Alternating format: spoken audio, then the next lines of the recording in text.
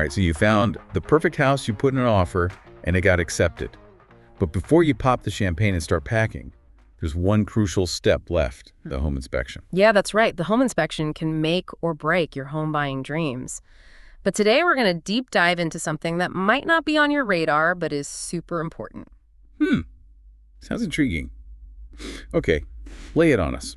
What's this hidden danger lurking in the world of home inspections? It's called the representative number approach, basically. Instead of inspecting every single outlet, every single window, you get the idea. Oh yeah, okay, makes sense.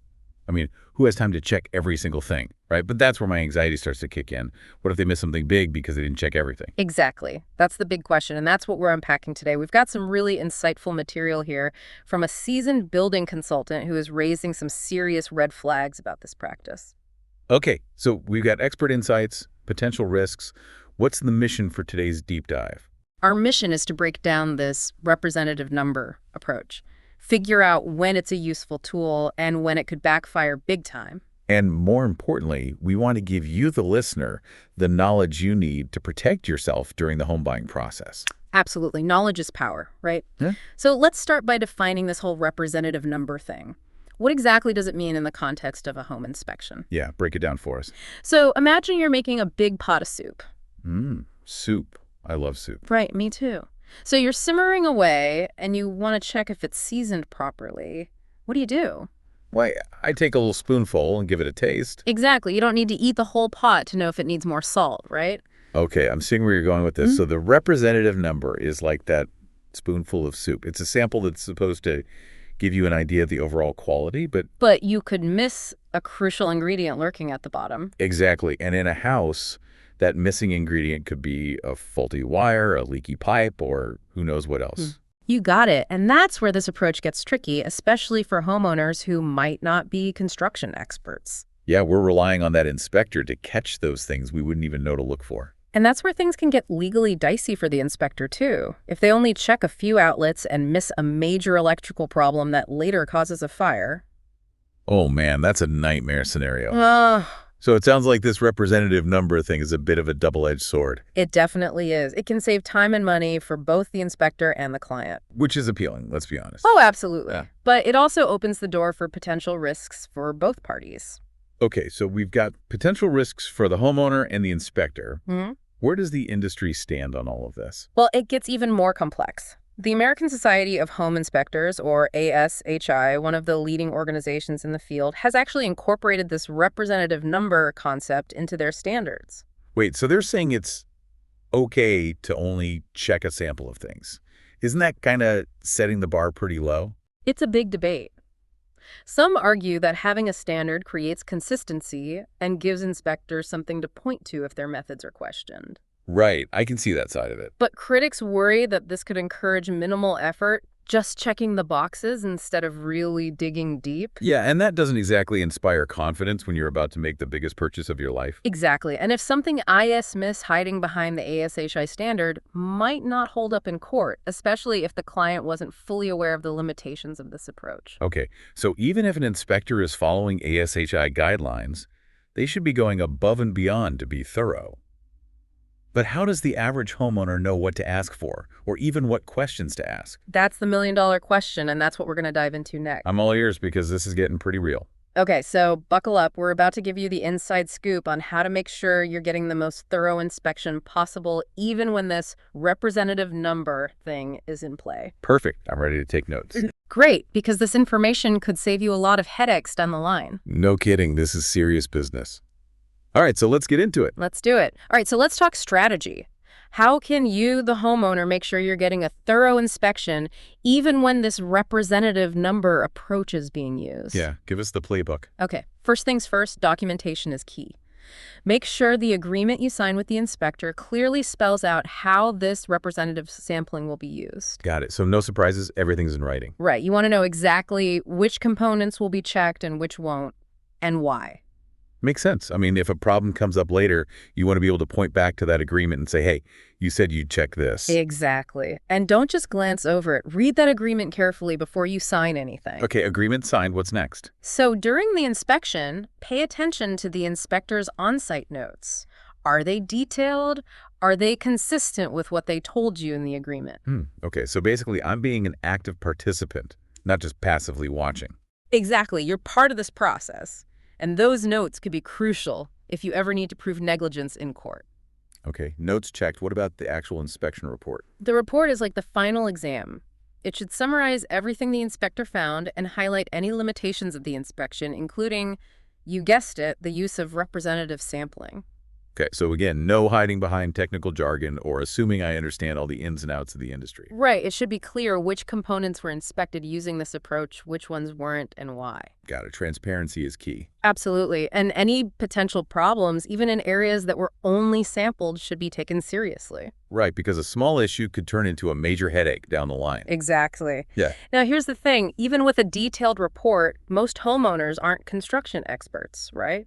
Yeah, definitely not my area of expertise. So if you're unsure about something in the report, don't hesitate to contact the inspector and ask for clarification. So it's okay to ask questions, even if I feel like I should know the answer. Absolutely. They should be able to explain their findings in plain English and address any concerns you have. And this is especially important if the report flags any potential problems, even in areas that were only sampled. Okay, got it. So ask questions if I need to. What else should I be doing to make sure I'm not missing anything? Trust your gut. If something doesn't feel right, don't just brush it off. Okay, so be my own advocate. Exactly. It's your future home on the line. No pressure, right? Yeah. So we've talked about the agreement, the on-site notes, the report. What about the actual inspection itself? Are there any specific areas I should be extra vigilant about, especially when this representative sampling is used? Absolutely. There are a few key areas where this approach can really put homeowners at a disadvantage. Let's start with those windows. Windows, got it. You might check one or two in a room, but what about the rest? Exactly. Are they all the same type installed correctly? Do they function smoothly? Okay, so I should be looking at all the windows myself, testing them out, seeing if anything seems off. Precisely. And take it a step further. Are there any signs of water damage around the windows, cracks in the walls, or ceilings nearby? Okay, good point.